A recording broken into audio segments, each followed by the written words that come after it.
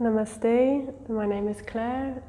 I've come to India to travel from Portugal, and I feel very blessed and fortunate to have found this wonderful school in order for me to develop my yogic knowledge, my experience, my practice, which has been a wonderful, wonderful thing.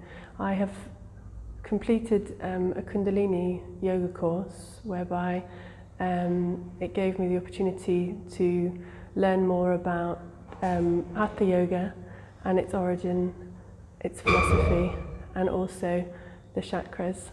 Learning more about the chakras in depth, it gave me a clearer understanding of asana in practice, and also the importance of meditation in order to focus the prana in each particular chakra.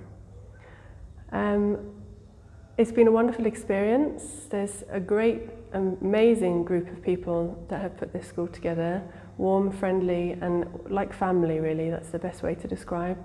And also my classmates, if you like, have been wonderful. So my peers that I've been working with, it's been a fantastic journey, and I wish anybody the greatest experience if they were ever to come here and enjoy what I have done.